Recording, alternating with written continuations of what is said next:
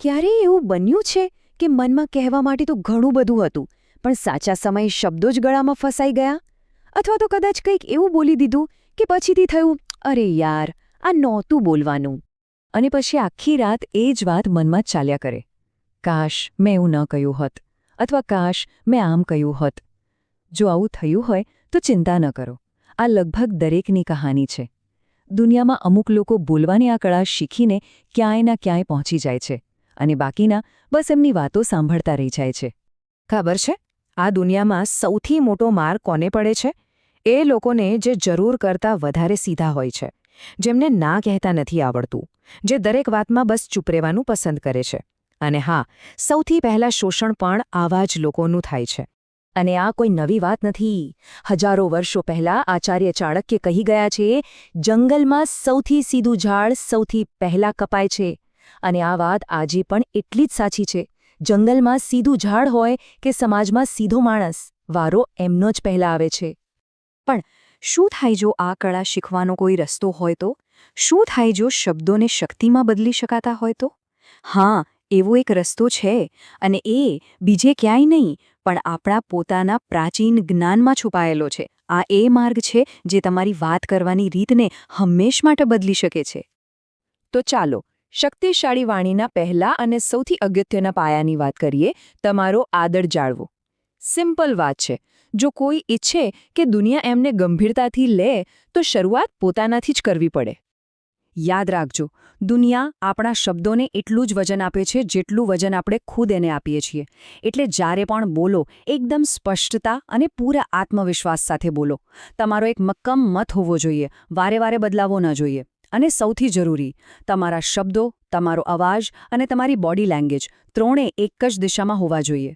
ભલે ઉંમર નાની હોય, પણ જો વાતમાં દમ હશે ને, તો સામેવાળો ક્યારેય હલકામાં લેવાની ભૂલ નહીં કરે. ચાણક્યએ બહુ સાચી વાત કહી છે, જે પોતાનો આદર નથી કરતો એનો આદર બીજા ક્યારેય નથી કરી શકતા. એટલે મુદ્દાની વાત એ છે કે આપણા શબ્દો જ આપણું વજન નક્કી કરે છે, અને એ વજન એવું હોવું જોઈએ કે કોઈ આપણને હલકામાં લેવાની હિંમત પણ ના કરી શકે. સારું, હવે વાત કરીએ બીજા આધારસ્તંભની, હાજરીની કળા. એક વાત સમજી લો, દમદાર વાતચીત ફક્ત શબ્દોથી નથી થતી. એ તો તમારી હાજરીથી, તમારા પ્રેઝન્સથી થાય છે.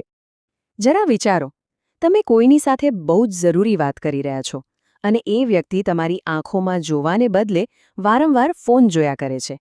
કેવું લાગશે? એવું જ ને કે એને તમારી વાતમાં કોઈ રસ જ નથી. બસ આ જ ભૂલ આપણે નથી કરવાની. આને કહેવાય છે સ્થિર નજર. મતલબ કે વાત કરતી વખતે એક નેચરલ આઈ કોન્ટેક્ટ બનાવી રાખવો. કારણ કે આપણી આંખો જ આપણો આત્મવિશ્વાસ બતાવે છે.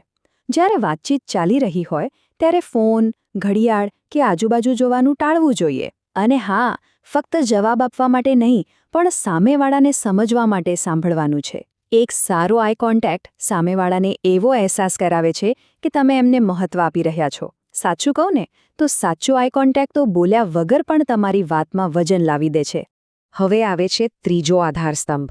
અને આ કદાચ તમને થોડો અજીબ લાગશે. આ છે મૌનની શક્તિ. ખરું જ્ઞાન એ નથી કે શું બોલવું, પણ એ છે કે ક્યારે ચૂપ રહેવું. આપણે એવી દુનિયામાં જીવીએ છીએ જ્યાં બધાને બસ બોલવું જ છે. પણ સાચો બુદ્ધિશાળી માણસ એ છે જેને ખબર છે કે ક્યાં બોલવું અને ક્યાં મૌન રહેવું. યાદ રાખજો, મૌન એ કમજોરી નથી, પણ સૌથી મોટું હથિયાર છે. ચાણક્યએ બરાબર કહ્યું છે કે મૂર્ખની ઓળખ એ છે કે એ વગર માંગે સલાહ આપે અને વગર વિચારીએ બોલે છે. સતત બોલબોલ કરવું એ મૂર્ખતાની નિશાની છે. દરેક સાચી વાત દરેકને કહેવા માટે નથી હોતી, અને દરેક વાતનો યોગ્ય સમય હોય છે. જ્યારે તમે ઓછું બોલો છો, ત્યારે તમારા શબ્દોની કિંમત સોના જેવી થઈ જાય છે.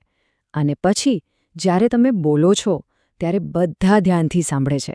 કારણ કે એમને ખબર હોય છે કે આ વ્યક્તિ જે પણ બોલશે એ કામનું જ હશે, ફાલતુ નહીં. અને હવે ચોથો અને કદાચ સૌથી શક્તિશાળી આધારસ્તંભ, પ્રામાણિકતાની તાકાત. મતલબ કે જેવા છો એવા જ રહો. આજકાલ બધાને કોઈના જેવું બનવું છે, કોઈની બોલવાની સ્ટાઇલ કોપી કરવી છે. પણ એક વાત સમજી લો, દુનિયા નકલી લોકોને બહુ જ જલ્દી ઓળખી લે છે. સામેવાળો માણસ મૂરખ નથી હોતો. એને તરત જ ખબર પડી જાય છે કે કોણ અસલી છે અને કોણ ખાલી દેખાડો કરે છે. લોકો હંમેશા સાચા માણસ સાથે જોડાય છે, કોઈના નાટક સાથે નહીં. તમારો જે અસલી અવાજ છે, તમારી જે આગવી સ્ટાઇલ છે, એ જ તમારી સૌથી મોટી તાકાત છે. કોઈની નકલ કરવાની જરૂર નથી. સમજદારીથી બોલવાનો મતલબ એ નથી કે પોતાને છુપાવવા, પણ એ છે કે તમે જે છો એને પૂરા આત્મવિશ્વાસ સાથે રજૂ કરો. તો આ ચારે પિલર્સનું સાર શું નીકળે છે? કેવી રીતે એક સામાન્ય વાત કરનારી વ્યક્તિમાંથી એક એવા વ્યક્તિ બની શકાય જેની વાતમાં દમ હોય? ચાલો ફટાફટ રિવાઇઝ કરી લઈએ. પહેલું, પોતાના પર વિશ્વાસ રાખીને આદર મેળવો. બીજું, વાતચીતમાં પૂરેપૂરા હાજર રહો.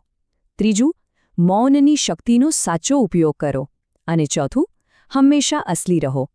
બસ આ 4 પગલાં તમારી વાત કરવાની રીતને સંપૂર્ણપણે બદલી શકે છે. આ ખાલી નિયમો નથી, પણ એવા સાધનો છે જે તમારી અંદરની શક્તિને બહાર લાવશે. યાદ રાખજો, આ બધું કોઈને ઇમ્પ્રેસ કરવા માટે નથી, પણ પોતાની વાતમાં વજન લાવવા માટે છે.